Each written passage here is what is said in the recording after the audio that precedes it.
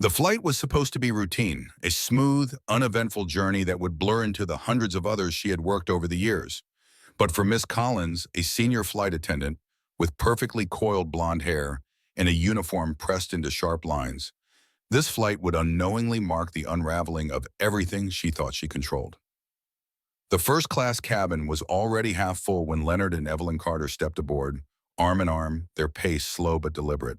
Leonard's posture was proud, his blazer neat, his face lined with years that spoke of wisdom, not fragility. Evelyn's smile was warm, gentle, the kind that invited conversation even when none was spoken. She wore a soft rose cardigan and simple pearl earrings that shimmered gently under the cabin lights, her fingers lightly laced with her husband's. Their movements were measured, unhurried, two people who had learned the value of time and presence. They had looked forward to this trip for months, a rare escape after a year of medical appointments, family obligations, and quiet resilience. They had booked the flight together, specifically choosing adjacent seats in first class, an indulgence, yes, but one they felt they had earned after a lifetime of selflessness. The quiet anticipation on Evelyn's face turned to confusion the moment they reached their assigned row. Her brows knitted, glancing between her boarding pass and the placard above the seat. "Leonard," she murmured, her voice tinged with disbelief. "This says 3C, but I'm in 4A." Leonard frowned gently and rechecked his own ticket. "That can't be right," he said, his calm voice undercut by tension. He looked at the vacant seat beside his and then behind him, seeing the one assigned to Evelyn. Something was off. Evelyn turned toward a nearby flight attendant, her hope clinging delicately to her smile. "Excuse me, dear," she said kindly, offering her ticket forward. "We booked our seats together, but we've been separated. It must be a mistake." Miss Collins didn't take the ticket right away. She barely glanced up from her tablet, the kind of calculated indifference honed over years of dismissing minor passenger complaints. "Seats are pre-assigned, ma'am," she said flatly, finally taking the slip of paper and glancing at it like it was a receipt for groceries. "If you wanted to sit together, you should have booked it that way." Evelyn blinked, stunned by the abrupt tone. Leonard stepped in, his voice calm but firm. "We did book them together," he said, gently gesturing toward the open seat beside him. "There must have been an error in the system. If there's any way to move her up—" "First class is full," Miss Collins interrupted with a sigh, folding her arms. "We don't change seating after boarding. You'll have to ask another passenger to switch if you want to sit together." Her words landed like cold water. Evelyn's polite resolve faltered, and her hands clutched the strap of her purse a little tighter. "I understand policy," she said slowly, her voice still gentle. "But this was an airline error. Isn't there something you could do?" Miss Collins barely managed to suppress an eye roll. "Look," she said, her tone curt and condescending, "we don't make special accommodations once boarding has started. You'll need to take your assigned seats. We're preparing for takeoff." She handed the ticket back with a clipped motion and pivoted without another word. Leonard stood still for a moment, not out of confusion, but quiet restraint. His lips pressed into a firm line, and his eyes followed the woman who had just brushed off his wife like she was a burden. He wasn't angry, not yet, but something in him shifted. He reached into his pocket, pulled out his phone, and tapped out a short message. Evelyn, sensing that look in his eyes, the one that meant, "let it be," slowly moved to her assigned seat behind him, though the disappointment in her face was impossible to hide. Around them, passengers who had overheard the exchange grew quiet. Some looked away uncomfortably. Others exchanged glances, the kind that said that didn't feel right. Miss Collins, however, was unfazed. She moved down the aisle, her posture straight, her expression unreadable. To her, Leonard and Evelyn were just another set of elderly passengers trying to make last-minute changes. They didn't look important. They didn't demand attention, and that made them, in her mind, easy to ignore. As the cabin buzzed with the low murmur of settling passengers and the clinking of glasses, Miss Collins offered warm smiles and welcoming tones to others, mostly to those who fit the image of prestige she had built in her mind. Suited men with polished watches, women in designer heels. To them, she was accommodating, attentive. To Leonard and Evelyn, she gave nothing more than a cold directive and a dismissal. She didn't realize her mistake then. She didn't notice the quiet way Leonard Carter watched her retreat. She had no idea that the couple she had treated as inconvenient were far more than they appeared. And by the time she found out, it would already be too late. Miss Collins had always believed she could read people the moment they stepped onto a plane. It was her talent, or so she told herself, the ability to instantly categorize each passenger, to know who deserved her attention and who could be waved aside with a tight-lipped smile and a nod. She'd spent years perfecting that instinct, relying on it like a compass. The polished ones, the men in tailored suits and luxury watches, the women with expensive handbags and an air of entitlement, they were the ones she catered to with precision. She knew their preferences before they spoke, anticipated their needs with practiced ease. It wasn't kindness, it was control. And in first class, control was everything. So when Leonard and Evelyn Carter boarded the plane, she barely registered them as anything more than background noise. Just another elderly couple, moving slower than the others, holding up the aisle. Evelyn's pink cardigan and modest earrings didn't catch Miss Collins' eye the way the Louis Vuitton bag on seat 1A had. Leonard's calm demeanor didn't strike her as dignified, only as ordinary. They were the kind of passengers she had learned to overlook, polite, unassuming, and ultimately forgettable. She didn't see power in them. She didn't see status. And that was her first mistake. When Evelyn approached her, soft-spoken but assertive, Miss Collins had already decided what kind of woman she was dealing with. Another sweet grandmother with a voice too soft and expectations too high. Her request to sit beside her husband barely warranted a full glance at the boarding pass. Miss Collins had seen this 1,000 times before, and in her mind it was always the same script. Passengers who made errors during booking, who then expected her to perform miracles mid-flight. And Miss Collins didn't perform for anyone, not unless they were worth performing for. Without a second thought, she dismissed Evelyn with the same casual authority she used when denying an upgrade to a frequent flyer with too few points. She didn't realize how quickly the moment had turned. She didn't notice the way Evelyn's hopeful expression fell or the way Leonard's jaw tightened in the silence. She was already walking away, confident the matter was resolved, confident that her word was final, because it always had been. What she didn't realize was that this wasn't just another seating request. It wasn't just another couple hoping for a favor. This was something else entirely. But blinded by her own assumptions, she couldn't see the danger in front of her. She thought her authority was unquestionable. She thought she was untouchable, and that was her second mistake. Miss Collins returned to her duties, favoring the passengers she believed mattered. She laughed softly at the jokes of a tech executive in 2A. She delivered a mimosa to the actress in 1C with a practiced smile and a compliment that didn't sound rehearsed, even though it was. She skipped Leonard and Evelyn entirely, offering them no drink, no glance, not even a nod. She had already written them off. In her mind, they had no value beyond their ticket price. But as she moved through the cabin, she failed to notice the subtle shift, the way a few heads turned when she passed the Carters without a word, the way Daniel, the younger flight attendant, watched her with quiet discomfort. He had seen her play favorites before. He had seen her condescend, but something about this time felt different. Even he could feel it. And still, Miss Collins remained confident. The cabin was running smoothly, the passengers were comfortable, and she believed she had done her job well. After all, first class was about image, wasn't it? And she was the image of control, or so she thought. But what she didn't understand, what she couldn't begin to comprehend, was the weight of the silence that followed her dismissal of the Carters. She didn't see Leonard typing a quiet message into his phone. She didn't know who was on the other end of it. And when the intercom crackled, summoning her to the cockpit, she had no reason to expect that anything was wrong. In her mind, she was still in charge, still respected, still right. She had no idea she was walking toward her own downfall. And this is where it begins. The moment Miss Collins walks into that cockpit expecting a standard update, only to be met by a video screen showing the face of Benjamin Carter, the CEO of the airline, the son of the very couple she had dismissed without a second thought. The moment the weight of her arrogance crashes down upon her and the realization sets in that the passengers she ignored weren't powerless at all, they were the most powerful people on the plane. What happens next is a masterclass in consequences. Her voice, once sharp and commanding, will falter. Her posture, once proud, will crumble. The cabin she ruled like a queen will become a courtroom, and every passenger will be her witness. She will apologize, but it will be too late. She will beg, but the verdict will already be forming. And slowly, piece by piece, her carefully built authority will unravel in front of the very people she thought were beneath her. This wasn't just a miscalculation.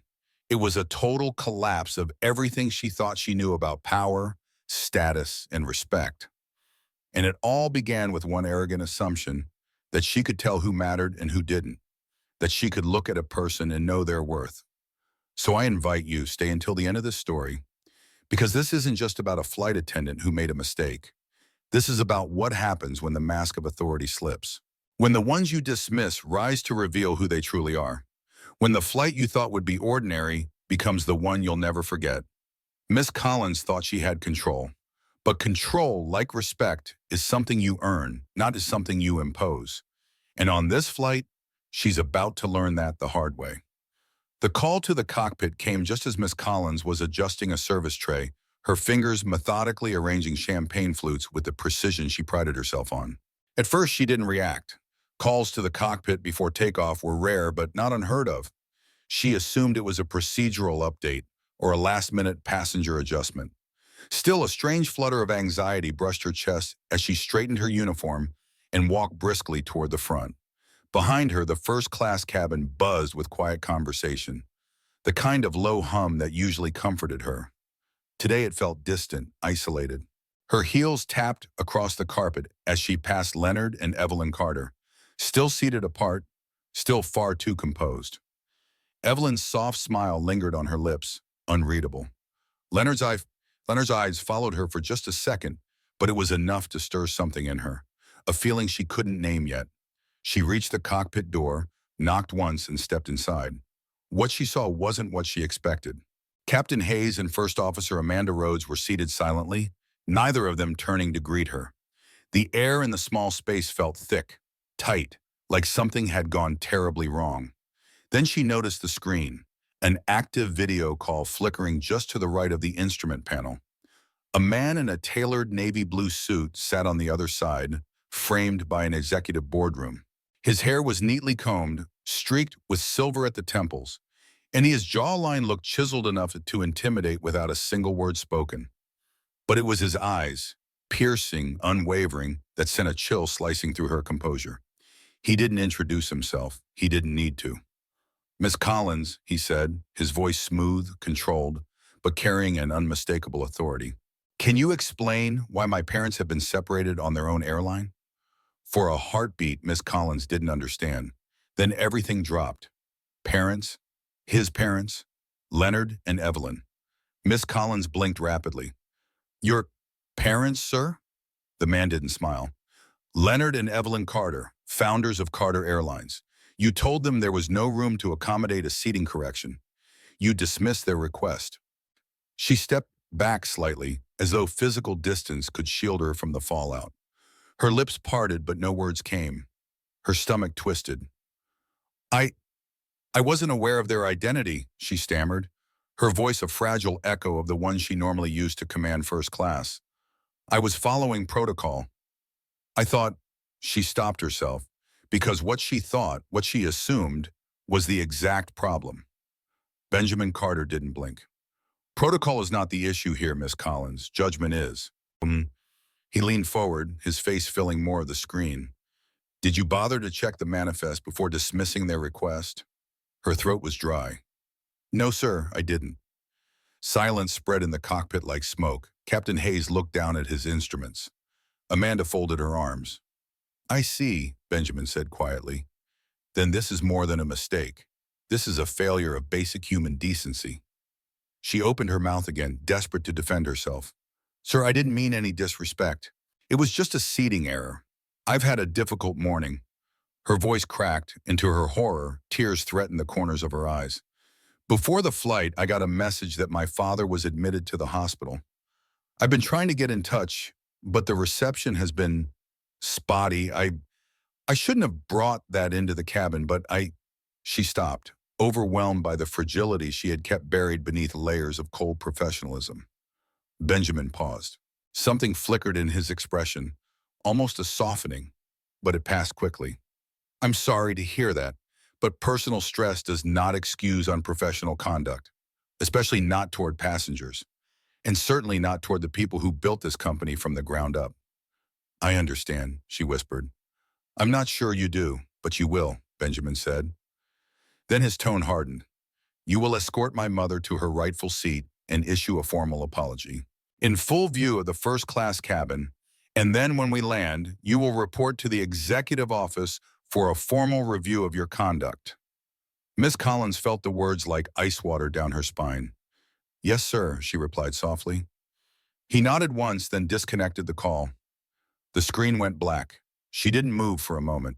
Her mind spun in circles, caught between guilt and shame and disbelief.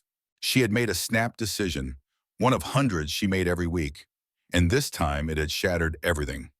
But even worse than the consequences was the feeling blooming in her chest.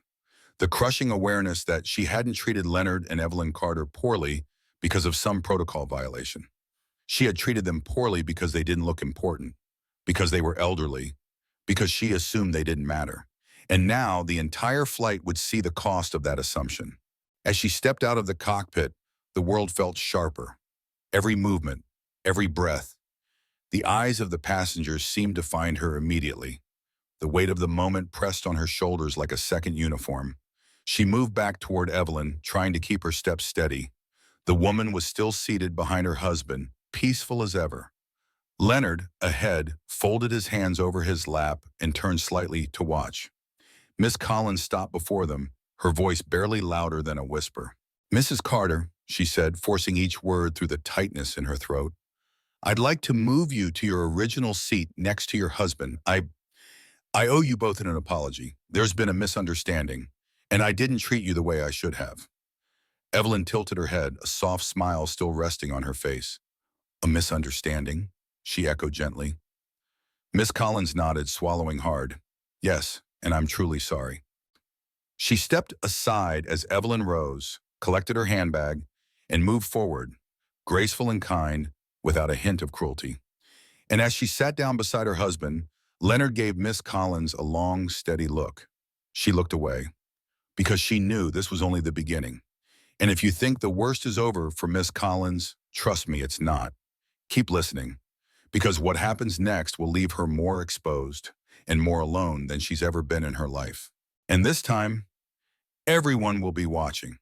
Miss Collins had always carried herself like a force of nature, measured, controlled, unshakable in the face of turbulence, both literal and figurative. But now, with each step back down the aisle toward Leonard and Evelyn Carter, her shoes felt heavier than concrete. She could feel every pair of eyes tracking her movement. The quiet conversations in first class silenced not by command, but by curiosity. The kind of silence that settles just before a storm. The kind of silence that wraps around a person like a noose. For the first time in her career, Miss Collins wasn't commanding the cabin. She was the spectacle. Her polished exterior cracked with every heartbeat, and the image she'd so carefully cultivated of the proud, composed flight attendant who never flinched was slipping faster than she could catch it. She had been ordered by the CEO himself to escort Evelyn Carter to her rightful seat beside her husband and offer a formal apology in front of everyone. And though it was protocol now, mandated by the highest authority on board, it didn't matter. Because to the passengers watching, this wasn't a procedure, it was a performance, a reckoning. Evelyn was still seated a row behind her husband, hands resting gently on her handbag, her face calm. She looked up as Miss Collins approached, her expression unreadable. Not smug, not cruel, just expectant. Miss Collins stopped beside her, heart hammering against her ribs, her voice caught between forced politeness and something dangerously close to breaking. Mrs. Carter, she said softly, I've been instructed to move you to your correct seat beside your husband. The words barely escaped her throat, and already she could feel the sting of humiliation ripple through her. But it wasn't over. Not yet. There was, she paused, searching for dignity in the ruins of her authority, a misunderstanding, and I'd like to apologize for the way I spoke to you earlier. A few passengers glanced sideways. Others exchanged quick glances with their seatmates. The sound of someone quietly sipping champagne felt impossibly loud. Evelyn tilted her head gently, her voice low and even.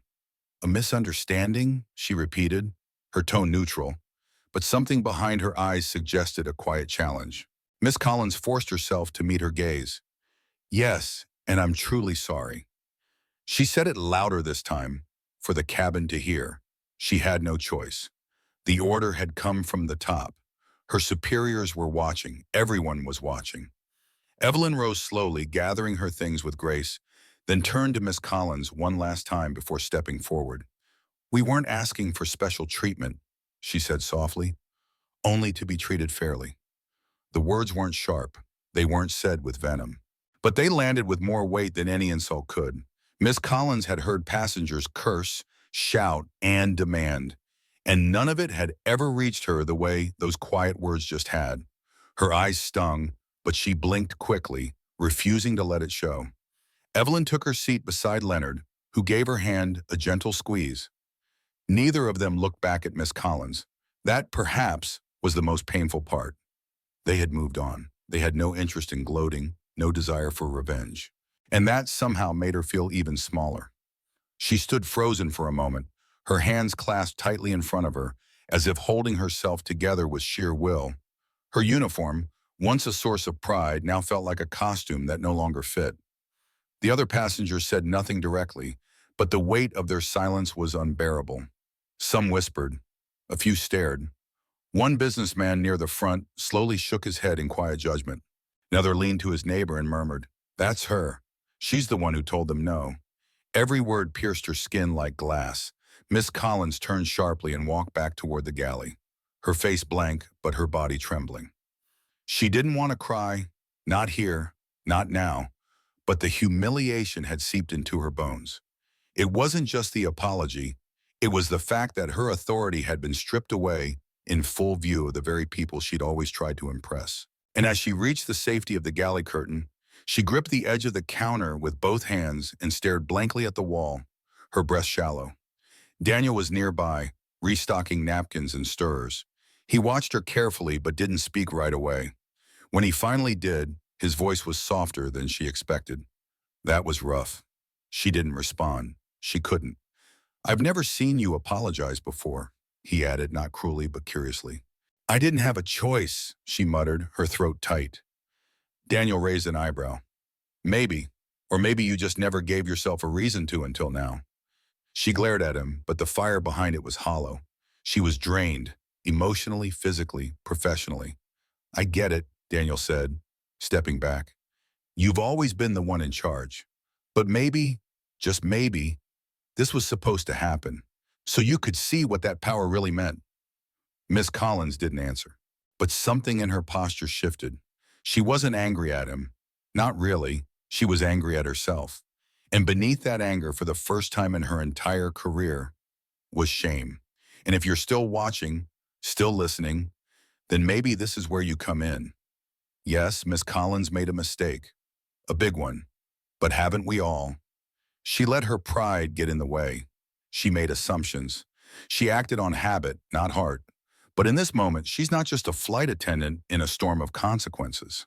She's a human being learning in the hardest way possible how far she's drifted from compassion. So if you believe people can change, if you believe it's never too late for someone to make it right, tap that like button. Leave a comment. Let her know that it's okay to fall as long as you stand back up again. Because sometimes a little grace is all it takes to turn a humiliation into a turning point. And Miss Collins is finally facing hers. Miss Collins had barely found her footing when the intercom crackled again, piercing the hum of the cabin with a second, more urgent summons. "Miss Collins, please report to the cockpit immediately." The words echoed in her mind like a slow-rolling avalanche. The first summons had knocked the wind out of her. This second one felt like a full collapse. She froze mid-step, halfway between delivering tea and vanishing into the galley, her tray trembling ever so slightly in her grip. Around her, passengers turned their heads again, eyebrows lifted, curiosity now thick and uncontained. They knew something was happening. The woman who once held the cabin in quiet obedience was unraveling in plain sight. She forced herself to move, but every step toward the front of the plane felt heavier, the carpet beneath her feet less forgiving. like the path to a final judgment.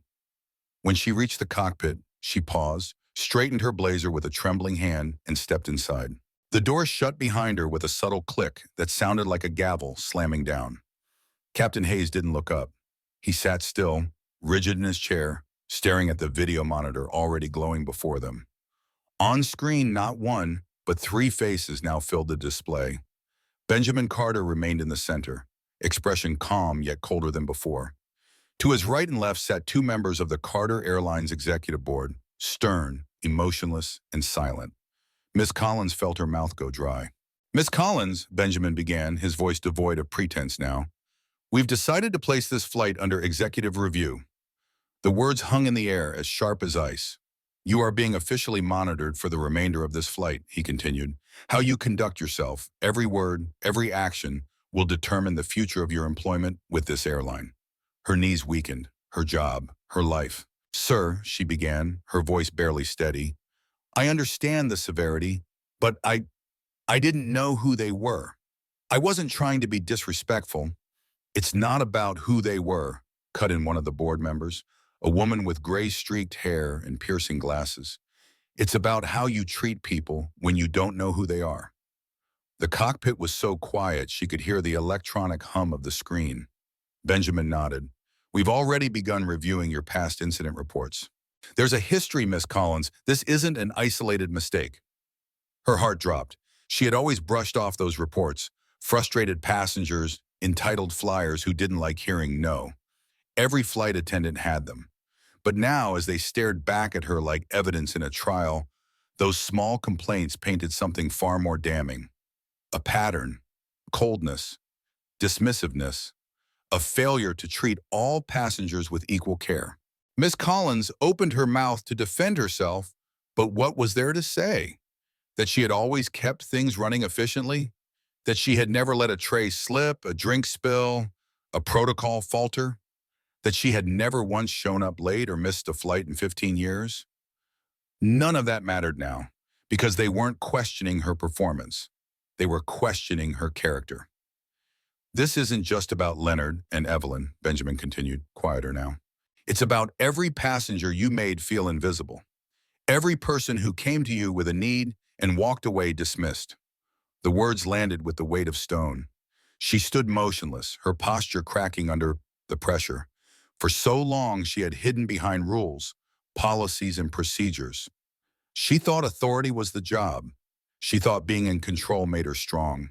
But now, face to face with the people who could end her career, she saw the truth for the first time. Control without compassion was not strength.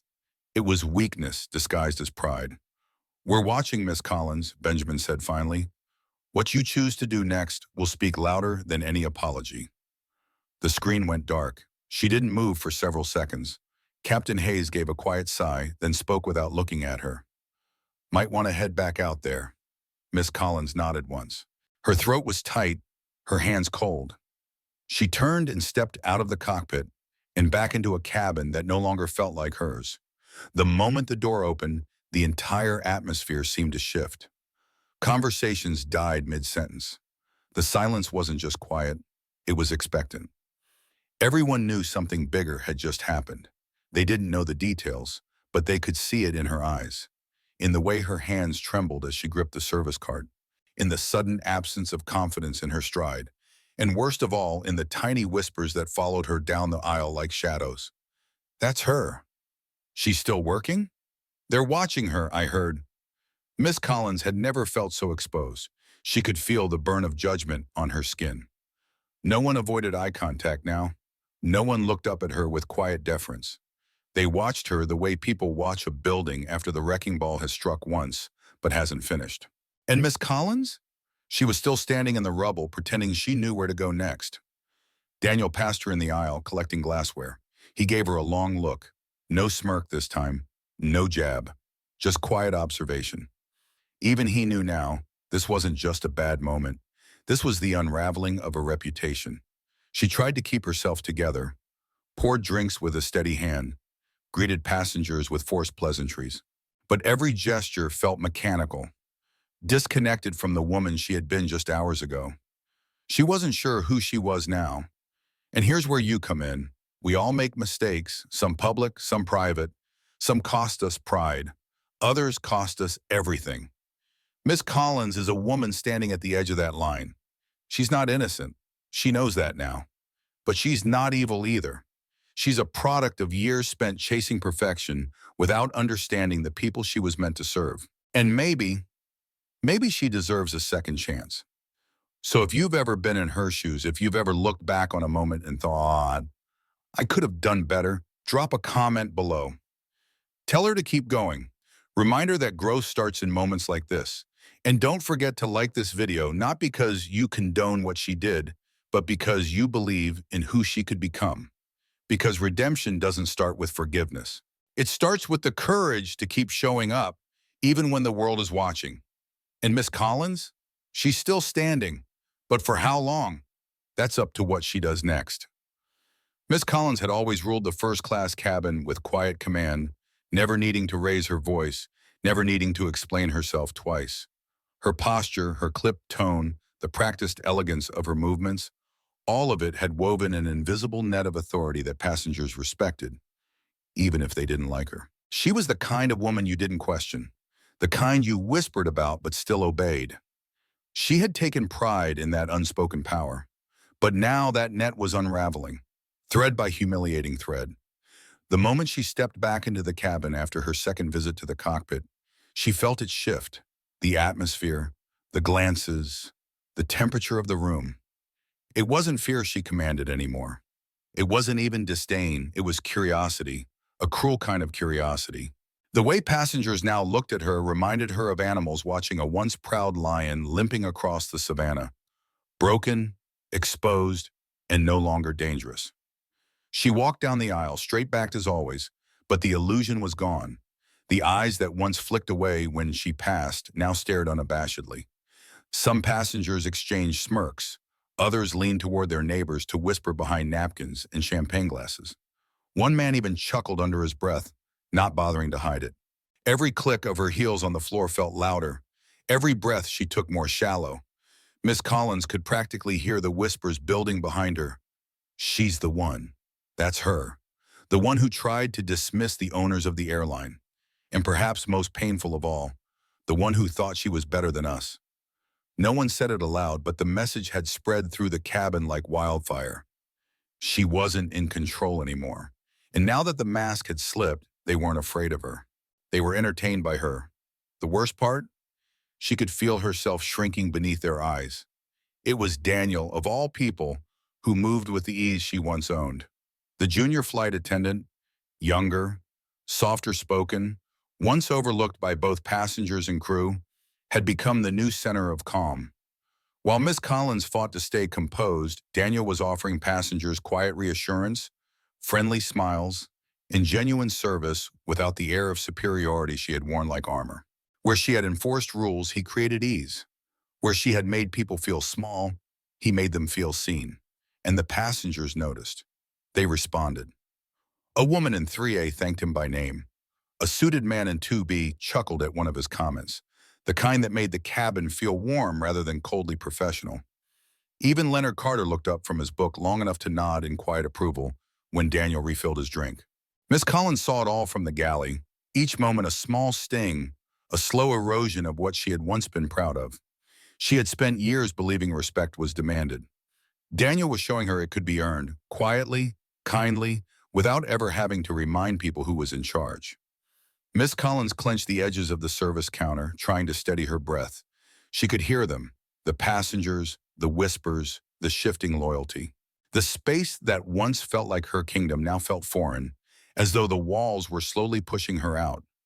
Even her own crew, the ones who used to step aside when she passed, now spoke in lower voices when she entered. Not because they feared her, but because they pitied her. And maybe, just maybe, they no longer respected her at all. She caught Daniel's eye once as he emerged from a row with an empty tray. His expression wasn't smug, it wasn't even victorious. It was neutral, measured. But that almost made it worse. He had no need to gloat, because he knew the power had already shifted. He didn't have to take it. She had dropped it. She turned away, pretending to inventory the sugar packets. Her hands trembled, her throat burned. She told herself it was just a bad flight, just a misunderstanding. But deep down, she knew. This wasn't just about one couple. This wasn't just about protocol. This was about years of making passengers feel like they had to earn her attention, of sizing people up before offering them basic dignity, of ruling with distance instead of empathy. And now, stripped of that distance, she was just another uniform in a cabin that no longer saw her as necessary. She stepped out again, needing to be visible, needing to reassert control. But as she passed rows of first-class travelers, none of them looked at her with the reverence she once relied on. They weren't afraid of her anymore. And in that strange absence of fear, she realized how alone she really was. Evelyn Carter adjusted her blanket without so much as glancing up. Leonard continued reading, the edge of a small smile tugging at his lips. Not cruel, not gloating, but knowing. And Miss Collins felt it down to her bones. They had already moved on. They weren't thinking about her anymore. Her downfall wasn't even satisfying to them. It was irrelevant. That somehow stung even more than the whispers. And if you're still with us listening to all of this unfold, let me ask you something. Have you ever been in her place? Not as a flight attendant, but as someone who realized too late that the power you thought you had wasn't real. That control built on fear can vanish the moment people stop caring what you say. Miss Collins is standing in the wreckage of her own pride. She's not innocent, but she's human. So if you believe that a person can fall hard and still find their way back, if you believe that humility sometimes arrives only after the fall, leave her a comment. Tell her not to give up. Let her know that even now someone is rooting for her to be better. Because right now, she's not just losing control of a cabin. She's losing the identity she built her entire life around. And maybe, just maybe, with a little encouragement, she won't lose herself too.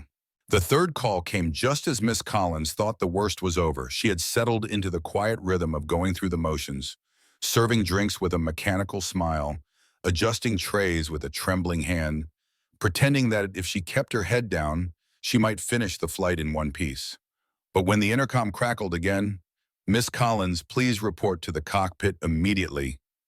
The illusion shattered. The words sliced through the cabin like a blade. She froze, the blood draining from her face. Around her, murmurs began again, louder this time. Not whispers of confusion, but of confirmation. There it is, their eyes seemed to say. The final act.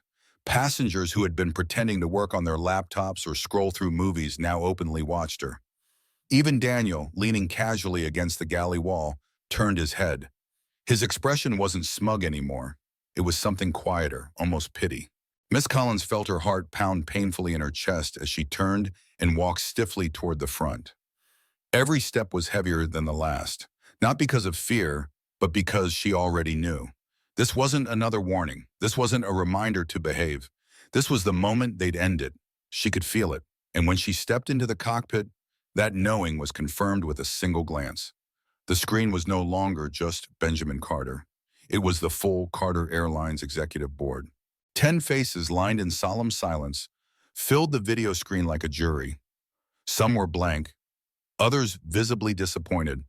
A few didn't bother hiding the disdain in their eyes. The room they sat in was long, modern, intimidating.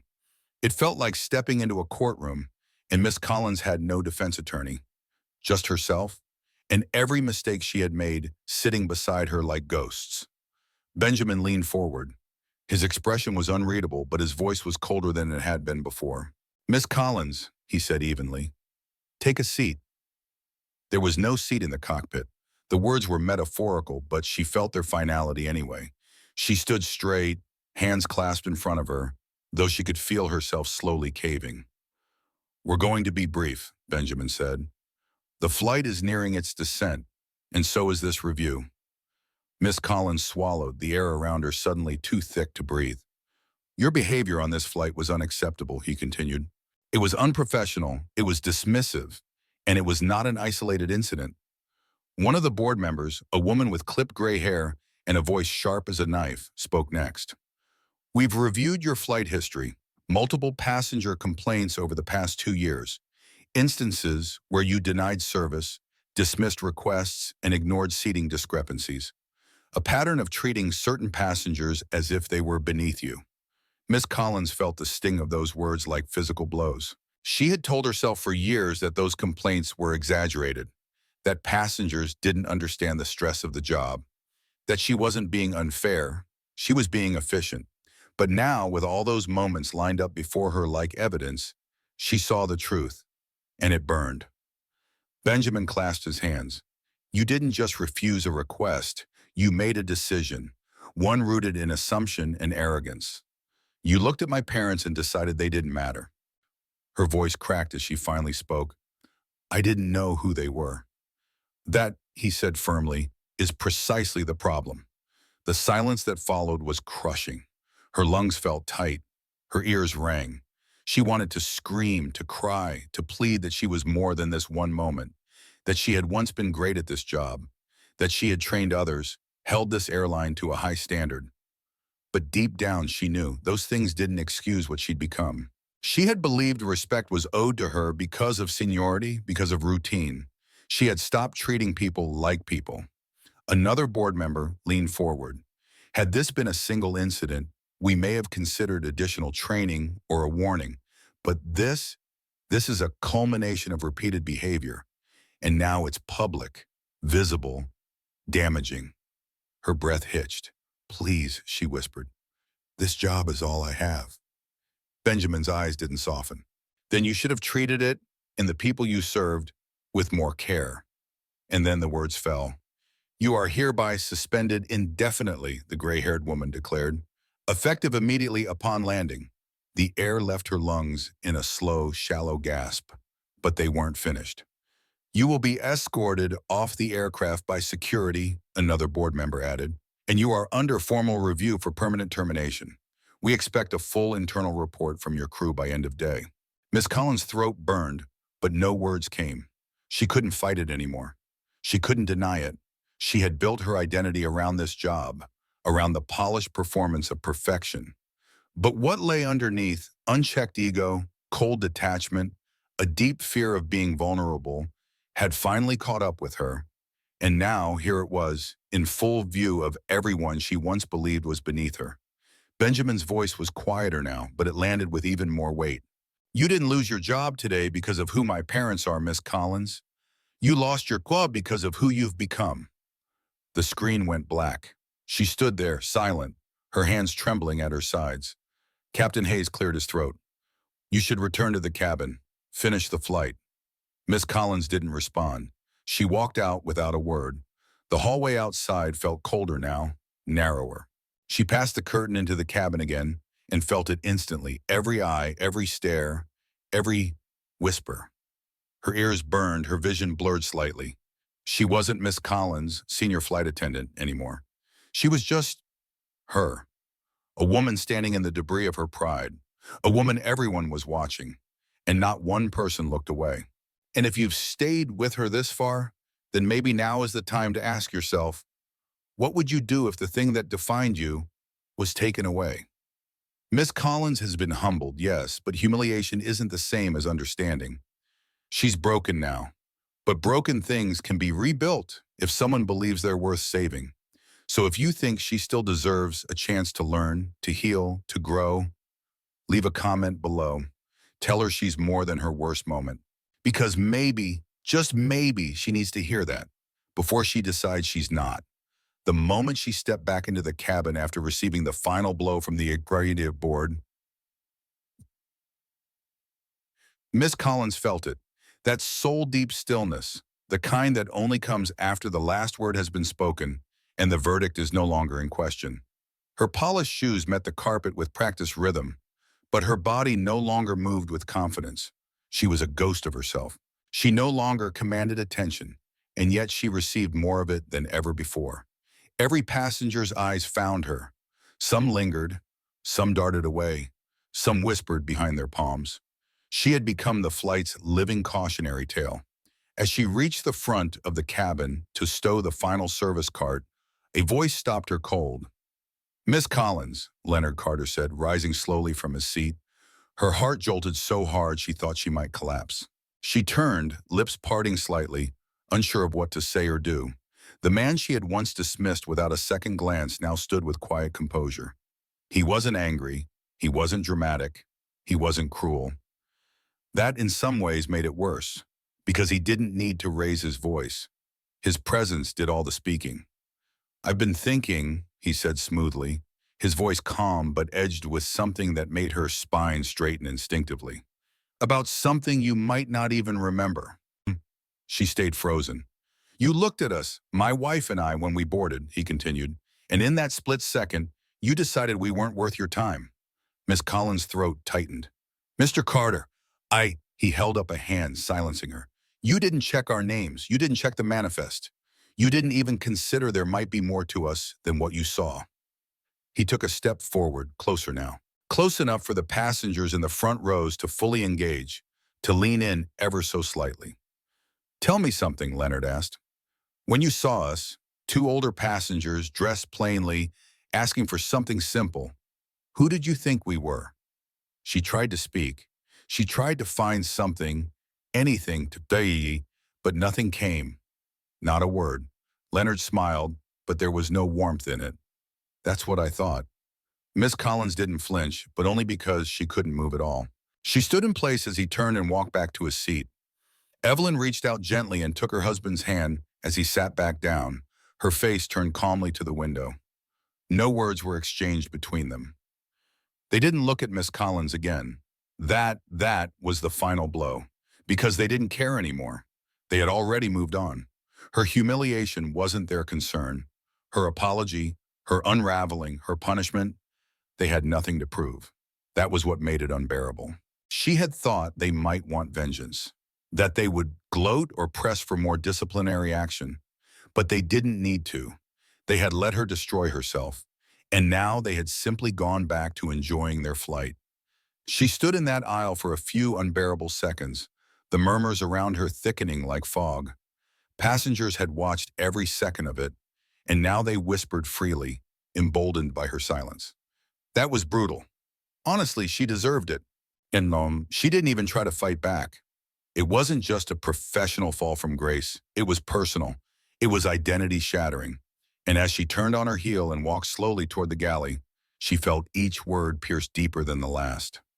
But it was what happened next that unraveled her further. As she reached the galley and gripped the counter for balance, she accidentally knocked over a small stack of plastic cups. They clattered loudly onto the floor. In another life, just hours ago, she would have picked them up without hesitation, with grace, with her signature speed. But her body felt heavy, her limbs foreign. She dropped to one knee, fumbling to collect them, when her hand slipped and hit the edge of the cart. Pain shot through her wrist, sharp and sudden. "Ugh," she gasped softly, not loud enough for most to hear, but Daniel did. He was at her side in seconds. Hey, hold on," he said, kneeling beside her. "Are you okay?" "I'm fine," she snapped reflexively, but the edge was gone. It came out flat, hollow. She looked up at him, her cheeks flushed, eyes rimmed with something raw and real. Daniel gently touched her wrist. "You're shaking," he murmured. "You need to sit down." "I can't," she whispered. "I need to finish the flight.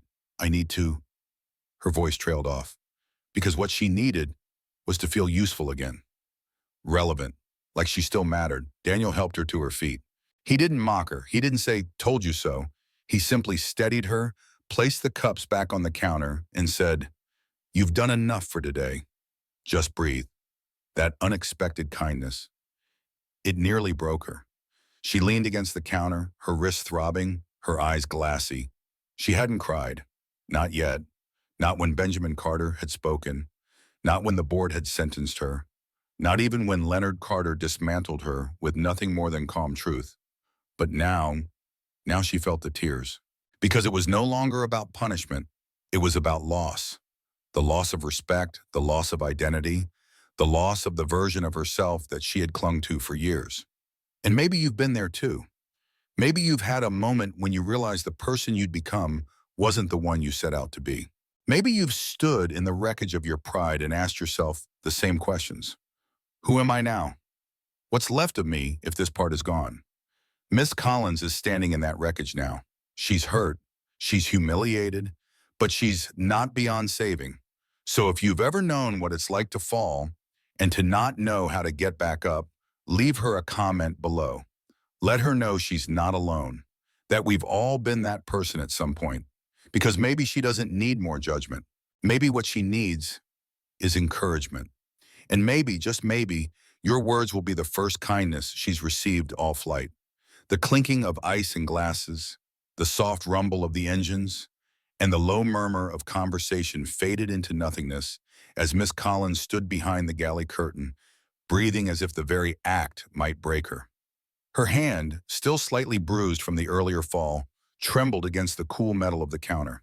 The cabin behind her buzzed with quiet judgment, and she could still feel the echo of Leonard Carter's words in her chest, lingering like smoke after a fire. But it wasn't his disappointment that haunted her most. It was the stillness, the lack of anger, the simple truth in his voice when he said she hadn't bothered to look. Because he was right. She hadn't. And now, stripped of all pretense, Miss Collins didn't know who she was without her mask of authority. Her shoulders, once squared with pride, now slumped beneath the weight of reflection. She wanted the flight to end, to disappear into the crowd, to become invisible. But she wasn't invisible, not yet, because that's when Evelyn Carter appeared. She didn't announce herself. She didn't call out. She simply walked forward, her steps light, her presence like a breeze, soft but impossible to ignore. Miss Collins sensed her before she saw her, and when she finally turned, her breath caught. Evelyn stood there, teacup gently cradled in her hands, her expression calm, but her eyes carried the kind of wisdom that came from surviving far more than just one flight attendant's cold dismissal.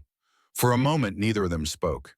Evelyn looked at her, not with contempt, but with something far worse, understanding. "I wanted to say something," Evelyn said softly, "before we land." Miss Collins straightened slightly, instinctively brushing her uniform, as if that would make this easier. "Yes, Mrs. Carter?" Evelyn studied her for a long moment. Then she sighed, shifting her tea to one hand. "I don't think you're a bad person," she said. The words hit Miss Collins like a punch to the stomach. "I think," Evelyn continued gently, "you're someone who's lost her way." Miss Collins blinked rapidly, swallowing hard. I, her voice faltered. "I didn't mean to treat you that way. I didn't mean to treat anyone that way." "I know," Evelyn said, "but meaning well isn't always enough." There was no malice in her voice, no righteousness, just truth. Quiet, patient truth. "I watched you," Evelyn said. "I watched the way you moved through the cabin, the way you looked at passengers, and I saw something that broke my heart." Miss Collins couldn't hold her gaze. She looked down, ashamed. "I saw someone who was trying so hard to keep control," Evelyn said, "that she forgot how to be kind." The silence that followed wasn't uncomfortable. It was heavy, necessary. "I used to be that way too," Evelyn added, surprising her. "In a different field, in a different time. I used to believe being respected meant being feared, that you had to be cold, distant, in charge, but all that did was isolate me. People respected the version of me they saw, but they didn't know me. And deep down, I knew that too." Miss Collins's throat burned. "You don't have to keep doing this," Evelyn said gently. "You don't have to stay stuck in who you've been." Miss Collins let out a soft breath, one she hadn't realized she'd been holding. "It's too late," she whispered. Evelyn stepped a little closer. "No, it's not." Miss Collins met her eyes. For the first time in hours, something shifted inside her. The ache remained, but it was joined by something unfamiliar. Hope, fragile, flickering, almost afraid, but it was there. "You've been given a terrible gift today," Evelyn said. "The chance to see yourself from the outside. Most people never get that." Miss Collins laughed bitterly. "Doesn't feel like a gift." "No," Evelyn agreed, "not yet, but one day it might." Miss Collins wanted to say thank you. She wanted to cry. She wanted to fall into a seat and ask how you start over after becoming someone you don't recognize. But all she could do was nod, barely. Evelyn smiled softly, turned, and walked back down the aisle with the same quiet grace she'd arrived with. She hadn't raised her voice. She hadn't demanded consequences or apologies. She had simply offered something far more powerful: compassion in the face of cruelty. Miss Collins stood alone in the galley again, but she didn't feel quite as broken. And maybe that's where healing begins. Not with dramatic apologies or public gestures, but in small moments, when someone sees the worst in you and still believes you can be more. So if you've been following Miss Collins' story, if you've seen her make mistake after mistake, if you've watched her unravel, if you've judged her and now see she's judging herself even harder, maybe now's the time to do something different. Maybe show her some grace. Tap that like button. Let her know that her fall wasn't the end. That someone out there believes she can rise from this, not as a perfect person, but as a better one. Leave a comment below. Just a few words.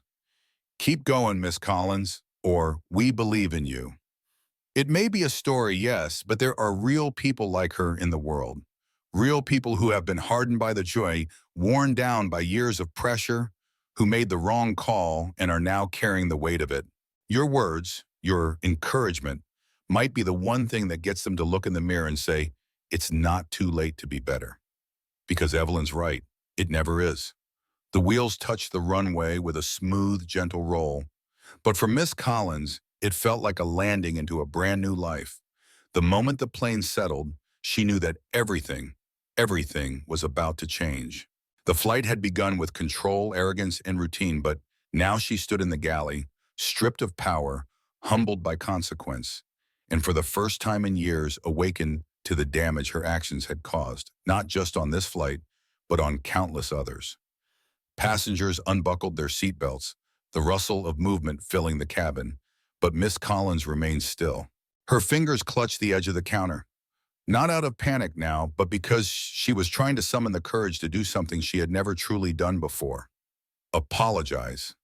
From the heart. Leonard and Evelyn Carter remained seated, as first-class passengers often did, calmly waiting as others collected their belongings. They didn't look back. They didn't expect anything more. And maybe that was exactly why she had to do it. Slowly, Miss Collins stepped into the aisle. Each step felt like an act of redemption, a surrender of pride and a reach for something greater. She reached their row and stopped. Evelyn looked up first, her expression kind but cautious. Leonard turned his head slightly, brows raised. Miss Collins began, then stopped, swallowing the knot in her throat. Her voice wasn't commanding now. It was raw, vulnerable, real. I wanted to say thank you, she said, her voice soft but steady, and to apologize. Not just for what happened on this flight, but for the way I've treated people for years. Evelyn tilted her head, listening closely. Miss Collins continued, her words tumbling out with a quiet urgency. I thought being respected meant being in control. That order meant silence. That my authority made me better than the people I served. But I see now it didn't make me better. It just made me blind. She looked Leonard in the eyes. You showed me who I've become. And for that, I'm sorry. I truly am. Leonard didn't respond right away, but then he gave her a small, respectful nod. Apology accepted, he said simply. Not because he needed it, but because he knew she did. Evelyn smiled, warm and gentle. Thank you, dear. That took courage. And with those words, something inside Miss Collins shifted again. A soft release, like she had been holding her breath for years and was finally allowed to exhale. For the first time in a very long time, she didn't feel like a uniform. She felt like a person. As the last passengers began exiting, Daniel passed by, raising an eyebrow. You good? He asked. Miss Collins gave him a faint smile. Not yet, but I will be. Security was waiting at the jet bridge, just as the board had promised. But when they approached, it wasn't with handcuffs or shame. It was quiet, professional. She followed them calmly, head held high, not in pride, but in peace. Because the worst was over, and the work of becoming someone better had already begun. 2 weeks later, a quiet knock echoed in the halls of Carter Airlines headquarters. Miss Collins stood outside the executive suite, wearing civilian clothes for the first time in a long while. No heels, no tightly pinned hair. Just her. A woman who had spent days thinking, reflecting, apologizing to people from her past. She had written letters to passengers she remembered. She had called her father in the hospital, told him the truth. She had spent hours looking in the mirror, no longer asking what went wrong, but asking, how can I be better? Benjamin Carter invited her in. They sat across from each other, not as enemies, but as two people who understood something about failure, forgiveness, and the possibility of redemption. He listened to her story, and then, after a long pause, he said, "We don't want you back as the person you were." She nodded. "I understand, Suanin, but," he added, "we'd be willing to consider bringing you back as the person you're becoming." Tears welled in her eyes, but not from shame this time, from hope. She didn't get her job back that day, but she got something better, a second chance. And now, months later, she walks the cabin with a different presence, not of control, but of care. She still wears the uniform. She still knows every protocol. But the power she once tried to enforce, she now earns it, one passenger at a time. And here's what this story teaches us. Respect isn't given to the loudest voice or the sharpest uniform. It's given to the kindest hand, the listening ear, the person who sees others as human before anything else. So the next time you're in a position of power, at work, at home, anywhere, ask yourself, are you commanding fear or are you inviting trust? And if you've ever been like Miss Collins, driven by pride, hardened by stress, lost in your role, you don't have to stay that way. You can stop, you can apologize, you can change, and yes, you can still be forgiven. If this story moved you, if you believe in second chances, if you're proud of the growth Miss Collins has shown, tap that like button. Let's show her, and anyone like her, that we see the courage in facing your flaws. Leave a comment, write "You're not alone, Miss Collins," or "Thank you for growing."